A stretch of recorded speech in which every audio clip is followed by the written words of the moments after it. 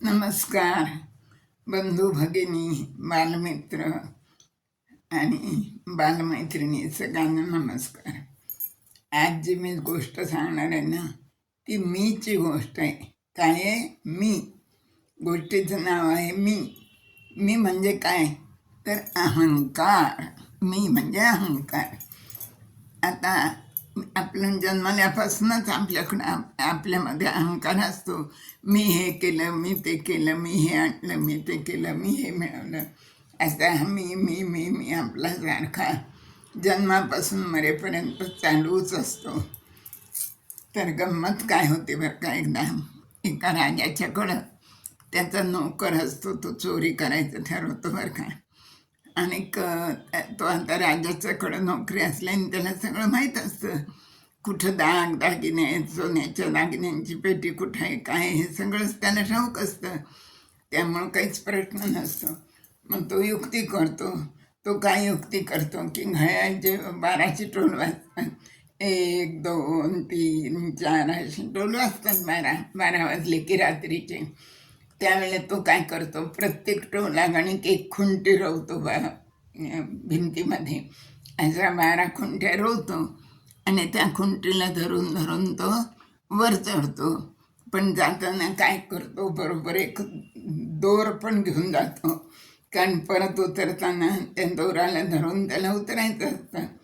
वर चढतो, वरून मग तो बरोबर आतमध्ये उडी मारतो. आणखीन 12 ते 1पर्यंत काम होईल असं त्याला वाटत असतं. 1चा टोल पडला की त्याच्यात आपलं काम होईल, निघून जायचं असं ठरवून तो जातो. मग त्या खोलीमध्ये जातो, त्या पेटीपाशी जातो आणि आधी ती खोलीचं कुलूप उघडतो, पेटीपाशी जातो आणि आता पेटी घ्यायची आणि बाहेर पडायचं. तेवढ्यात काय होतं कोंडाणे आणि 1चा टोल वाजतो आणि पहारेकरी जागे होतात. काहीतरी त्यांच्यामध्ये गडबड सुरू होती. ती गडबड ऐकली की हा खूप घाबरतो अगदी. आणि मग तो काय करतो, घाईघाईने पटकन तो बाहेर त्या दोराला धरून बाहेर उडी मारून बाहेर येतो आणि पेटी आतच राहून जाते. त्याने काही ती चोरी करता येत नाही बरं का. दुसऱ्या दिवशी, ज्या दिवशी राजाला ही हकीकत कळली, तेव्हा राजाला जरा आश्चर्य वाटतं. पण राजा अगदी युक्तिवाद असतो बरं का. तो दुसऱ्या दिवशी जाहीर करतो दरबारात की ही चोरी त्या चोराने कशी केली असेल किंवा प्रयत्न कसा केला असेल करण्याचा, ते जो तंत सांगेल त्याला मी दागिन्याची पेटी बक्षीस देईन म्हणून. आता पुष्कळच दरबार भरतो, खूप लोक येतात. प्रत्येकजण आपापल्या कुवतीनुसार वर्णनही सांगतो, पण ते काही राजाला पटत नाही. शेवटी हा चोरी करणारा असतो ना, तो स्वतः उभा राहतो आणि तो सांगायला लागतो. तो राजाला म्हणतो, मी सांगतो म्हणे कशी केली असेल चोरी ते.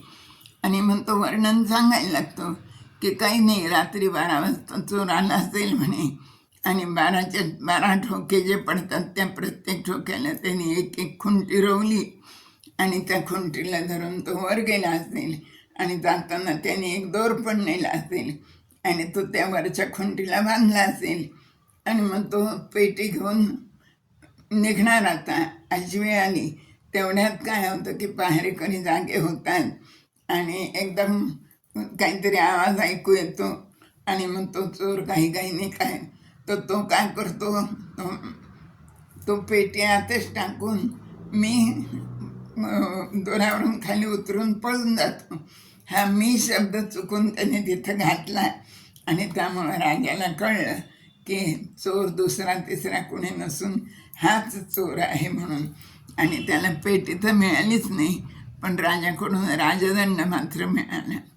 असा हा मी, आपल्या प्रत्येकामध्ये असलेला अहंकाररूपी मी.